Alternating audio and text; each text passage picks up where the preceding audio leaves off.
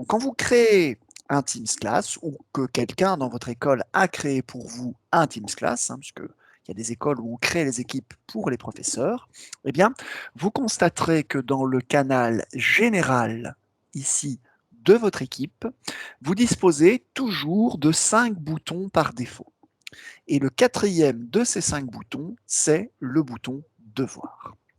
Lorsque vous cliquez dessus, vous arrivez sur cette fenêtre que vous avez ici sous les yeux. Et donc, cette fenêtre est décomposée en 3 volets et un bouton d'action. Les 3 volets, on va les regarder ensemble maintenant, sont intitulés Brouillon, Tâches attribuées et Tâches notées. Alors, quel est le principe? Pour l'instant, dans cette classe, vous voyez, je n'ai créé aucun devoir, aucun travail pour mes élèves. Je n'ai donc aucune information enregistrée. À partir du moment où j'aurai commencé à créer une tâche, un devoir, un travail, eh bien cet élément va être automatiquement ici repris dans les brouillons des travaux que je suis en train de préparer pour mes élèves. Une fois que j'aurai distribué à mes élèves au moins un travail, eh bien ce travail apparaîtra ici dans les tâches attribuées à mes élèves dans le volet central de l'écran. Le volet des tâches notées désignera les travaux que j'ai déjà donnés à mes élèves, que mes élèves ont eu le temps de réaliser, que mes élèves m'ont rendu pour correction et dont j'ai finalisé la correction. Donc on est finalement dans une chronologie toute simple. Là, on est dans la préparation, là, on est dans la phase active du travail, et là, on est dans la post-phase, donc le travail qui est déjà effectué, et donc on peut s'en servir comme archive. Donc vous avez ce menu qui va s'appliquer ici à la classe à l'intérieur de laquelle vous vous trouvez. Donc c'est ça qui est intéressant, c'est que le volet devoir est propre ici par ce bouton à la classe dans laquelle on se trouve dans Teams. Ça évite de s'emmêler les pinceaux avec des travaux distribués dans plusieurs classes.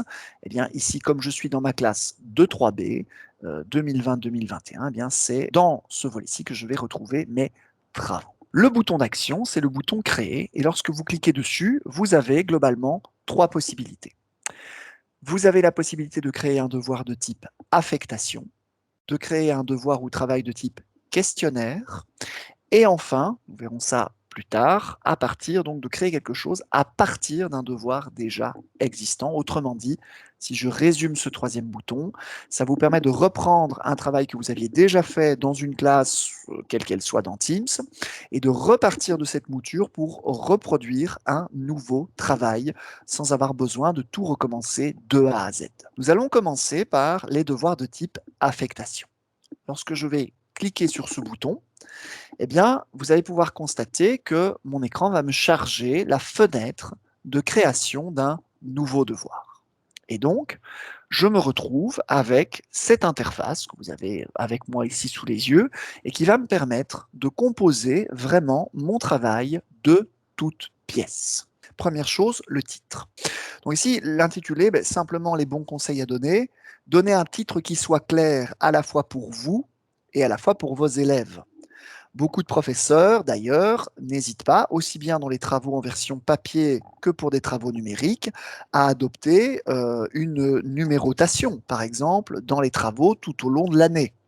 Rien ne vous empêche d'utiliser ce système de numérotation dans le titre afin de donner une structure et une cohérence pour vous et pour vos élèves sur l'ensemble des travaux que vous allez proposer sur l'ensemble donc de l'année scolaire. En dessous du titre, vous avez la possibilité en tant que professeur d'associer une catégorie à votre travail. Alors une catégorie, voyez ça comme une étiquette. Vous ne pouvez associer qu'une étiquette par travail, mais vous pouvez créer autant d'étiquettes différentes que vous voulez tout au long de l'année. Donc ici, si j'appuie sur le bouton Ajouter une catégorie, ça va me proposer, par exemple, de faire une catégorie, et là, je vais dire que c'est une catégorie Travail. L'idée, c'est que ces étiquettes seront visibles à la fois par vous et par vos élèves de la classe. Donc, en dessous de ça, vous avez un champ qui s'appelle les instructions. Donc les instructions vont nous permettre d'inscrire des consignes à destination de nos élèves, avec donc une mise en page, avec quelques petites fonctions. Vous avez de la couleur de police, vous avez du gras, de l'italique, du souligné, liste à puce, liste à numéros ou lien hypertexte. Donc, on dit, vous pouvez mettre des liens Internet dans la consigne si vous le désirez. Dans mes petites infos pratiques, je voulais également vous signaler qu'on va voir ensemble dans quelques instants comment ajouter des ressources pour votre travail. Rien n'empêche de prévoir dans les ressources du travail un document de consignes très détaillé que vous avez déjà réalisé à l'avance. Donc vous n'êtes pas du tout obligé de mettre exclusivement vos consignes dans le champ instruction. Vous pouvez tout à fait mettre comme consigne de consulter les consignes dans le document fourni. Une fois que nous avons rédigé la consigne, nous avons le petit bouton ici qui s'appelle Ajouter des ressources. Une petite fenêtre pop-up comme celle-ci va s'ouvrir qui va vous permettre d'aller chercher des ressources pour les placer dans le travail. Vous allez pouvoir aller les chercher à plusieurs endroits différents. Je vais vous montrer les différents endroits où vous allez pouvoir aller chercher des ressources au format fichier ou lien Internet. Premièrement, si donc vous enregistrez au niveau de votre compte Office 365 de l'école des fichiers et documents dans votre espace OneDrive, donc qui est votre espace de sauvegarde individuel, vous avez directement accès à l'ensemble de votre OneDrive, ici, dans la fenêtre de Teams, et donc vous pouvez aller choisir un fichier qui est déjà sur votre OneDrive pour qu'il s'en fasse une copie qui va devenir le support de travail de votre devoir dans Teams. Donc c'est très pratique, ce mode OneDrive, puisque si vous utilisez OneDrive, vous avez déjà toutes vos ressources ici sous la main. Deuxième point que je reprécise, ça ne va pas prendre l'original de votre OneDrive pour le mettre dans le devoir, ça va en faire une copie. Donc votre fichier original ne sera pas modifié, vous pourrez le réutiliser sans altération aussi longtemps et aussi souvent que vous le voudrez. Autre possibilité qui fait lien avec donc le volume 3 de formation dont on parlera, et j'espère vous y voir donc vendredi, mais globalement, si dans votre Teams Class, vous avez activé le cahier bloc-notes virtuel de votre classe et que vous utilisez cette fonctionnalité, vous pouvez utiliser cet espace et les pages qui sont à l'intérieur pour en faire des travaux. Le menu lien va vous permettre de placer un site internet, une adresse internet, un lien vers une animation, un lien vers une vidéo, un lien vers ce que vous voulez sur internet pour insérer ce lien comme support du travail que vous voulez que vos élèves réalisent. Je vais copier, vous voyez ici, l'adresse de cette page internet et je vais la coller. Le texte à afficher que vous pouvez indiquer ici en dessous, c'est le label, si vous voulez, qui va camoufler ce lien Internet. C'est-à-dire que vos élèves, au lieu de voir https://fr.wikipedia.org/wiki/j%27 j'accuse, etc., ils verront article à lire pour le travail. Je vais appuyer sur le bouton joindre pour qu'il s'enregistre. Dans mon deuxième point, je dis que mes élèves vont devoir ouvrir un document que je vais leur fournir. Je vais donc rappuyer une deuxième fois sur le bouton Ajouter des ressources. On a vu OneDrive, je vous ai expliqué qu'on pouvait sélectionner dans OneDrive. Je vous ai un peu parlé du bloc-notes. Je vous ai montré avec un lien Internet. Il me reste encore deux choses à vous montrer. Ça va être assez rapide. C'est Nouveau fichier, Équipe et enfin Charger à partir de cet appareil. Donc, en fait, ça va faire 3 points, mais vous allez voir, ça va être très rapide. Nouveau fichier, ça me permet simplement de créer dans mon devoir un nouveau document Word ou une nouvelle présentation PowerPoint, ou un nouveau fichier Excel vide dans les trois cas, parce que typiquement, si je demande à mes élèves de réaliser quelque chose sur un support, je n'ai pas besoin d'avoir quelque chose qui soit forcément déjà préparé en termes de contenu. Ici, mon travail, c'est une rédaction, donc je pourrais fournir à mes élèves un document vide. Teams me permet de créer des fichiers vides ici directement, sans avoir besoin de les créer sur mon OneDrive ou sans avoir besoin de les créer sur le disque dur de mon ordinateur. Et enfin, ici, nous avons le bouton Équipe. Alors, à quoi ça sert ce bouton? C'est très simple. On avait appris dans Teams qu'on pouvait déposer des fichiers dans les équipes Teams pour les élèves ou pour les collègues professeurs. Eh bien, si je veux aller récupérer un fichier que j'ai posé dans Teams pour en faire le support de mon travail de devoir dans Teams, je n'ai qu'à cliquer ici, choisir l'équipe où j'ai laissé le fichier, et une fois que j'ai sélectionné cette équipe, aller voir dans les pièces, donc dans les fichiers, documents et autres, pour retrouver ce document et pouvoir l'insérer. Donc par exemple, ici, je pourrais sélectionner un tableau Excel. Et enfin, le dernier bouton qui est tout en bas, qui me permet, lorsque je vais cliquer dessus, d'aller chercher un fichier sur le disque dur de mon ordinateur et de faire une copie de ce fichier pour en faire le travail que je vais distribuer à mes élèves dans Teams. Je vais choisir l'option Nouveau fichier et je vais sélectionner un document Word. Ce sera le nom du fichier pour chacun de mes élèves. Et donc chacun et chacune de mes élèves vont recevoir un document Word vide dans leur devoir qui s'appellera rédaction de synthèse et dans lequel ils vont être amenés à rédiger le travail que j'ai demandé. Donc je vais appuyer sur Joindre. Je vois que j'ai maintenant deux éléments en dessous de mes consignes.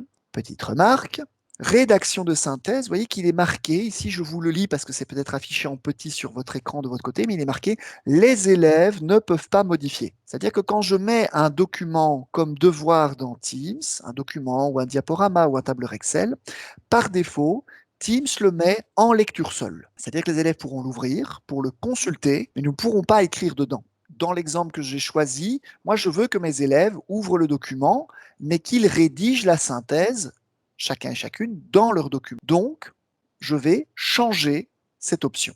Il vous suffit d'aller tout à droite et de cliquer sur les trois petits points. J'ai un menu, vous voyez, qui s'ouvre, hein, qui me permet globalement 4 choses très utiles. Supprimer ce fichier si je me suis trompé et c'est pas ce fichier-là que je voulais mettre. Télécharger éventuellement une copie de ce fichier si je veux vérifier que le fichier correspond à ce que je souhaite. Hein. Voilà, c'est une vérification. Mais surtout, ce sont les deux boutons ici au-dessus. Vous voyez, il est marqué pour l'instant « Les élèves ne peuvent pas modifier ». C'est coché. Et juste au-dessus, il est marqué « Les élèves modifient leur propre copie ». Je vais cocher ce bouton. Et vous voyez qu'ici maintenant la phrase a changé. Les élèves modifient leur propre copie en dessous de mon travail rédaction de synthèse. Donc la manœuvre a réussi. En dessous, j'ai maintenant les informations pratiques que je vais vous décrire. Parmi ce volet d'informations pratiques, vous avez le champ point qui est repris ici. Ça vous permet, si vous le désirez, de mettre une cote sur ce travail. Et vous pouvez choisir absolument de mettre la cote que vous voulez. Je pourrais mettre mon travail, pourquoi pas, sur 20 points. Si vous ne voulez pas de points, vous ne complétez pas ce champ. C'est aussi simple que ça. Le menu Attribuer à, comme je me trouve déjà dans la classe 3B 2020-2021 que je me suis créée dans Teams, eh bien, c'est cette classe-là qui va recevoir le devoir, puisque je suis en train de créer ce travail dans cette classe. Vous pouvez cliquer sur ce bouton pour attribuer le devoir à une autre classe Teams de la liste des classes que vous animez. Et je peux choisir dans ce menu absolument celle que je veux. Vous avez un petit symbole. Si je clique sur ces petits maillons, ça va me permettre de choisir plusieurs classes. Je peux faire un devoir qui va être distribué dans plusieurs classes. Par exemple, ici, vous voyez, je coche ma 6e B, ma 6B sciences, et on constate que j'ai associé ce devoir à 5 teams de cours, à 5 teams de classe différents. Ce bouton ici, si vous travaillez avec le devoir dans une seule classe dans Teams, vous pouvez choisir à l'intérieur de cette classe quels sont les élèves qui vont pouvoir recevoir le travail. Et donc, ça va vous permettre de faire une sélection au cas par cas. Les dernières options ici en dessous, c'est la date d'échéance et l'heure d'échéance pour le travail. C'est-à-dire que dans Teams, quand vous créez le travail, vous allez d'avance choisir jusqu'à quelle date les élèves peuvent vous rendre ce travail et jusqu'à quelle heure, à la minute près, ce sera considéré comme une remise valide. Dans ce cas-ci, ça n'empêche pas les élèves de vous rendre le travail en retard, mais il sera indiqué dans la remise du travail de l'élève que ça a été remis après la date et l'heure d'échéance prévue. Libre à vous, dans ce cas, de choisir si vous sanctionnez ou pas cette remise tardive. Vous avez, quand vous créez un devoir, cette option qui s'appelle donc ne pas assigner de devoir aux élèves ajoutés à cette classe. Si je crée le devoir maintenant, il va être distribué aux élèves qui sont déjà présents dans mon Teams Class. Et si je laisse cette option par défaut, si plus tard dans l'année, j'ajoute de nouveaux élèves dans mon Teams Class, ils ne recevront pas cet ancien devoir quand je les ajouterai dans mon équipe. Mais certaines personnes, dans certaines écoles et pour certains cours, quand un élève rejoint le cours, apprécient que cet élève reçoive l'ensemble des tâches à réaliser qui ont déjà été faites par le passé. Dans ce cas-là, il faut modifier ce paramètre et dire que ce devoir sera quand même donné aux nouveaux élèves qui rejoindront votre classe plus tard. Vous pouvez également rendre votre travail plus, comment dire, plus restrictif au niveau des délais. Il vous suffit de cliquer alors sur le bouton modifier en dessous de l'échéance. Vous avez alors cette petite fenêtre qui vous permet de faire deux choses en plus de l'échéance. Ici, c'est l'échéance qu'on avait définie ensemble par défaut, mercredi 8 juillet, 23h59. Les élèves pourront rendre après coup, mais ce sera considéré comme en retard. Je peux, ici, activer, si je le désire, l'option de planifier mon travail. Ça veut dire que je vais pouvoir choisir le jour et l'heure où ce travail va être distribué aux élèves. Donc je peux planifier la distribution du travail. Je ne suis pas obligé de le faire moi-même. Et enfin, vous pouvez, en plus de la date d'échéance, ajouter ce qu'on appelle une date de clôture. Une date de clôture, c'est un mur au-delà duquel, un mur temporel, au-delà duquel les élèves ne pourront plus vous rendre le travail. À cette étape, il nous restera une seule action à faire, c'est quand on se sent prêt ou prête à distribuer le travail aux élèves, on place son pointeur sur le bouton affecter et on clique dessus.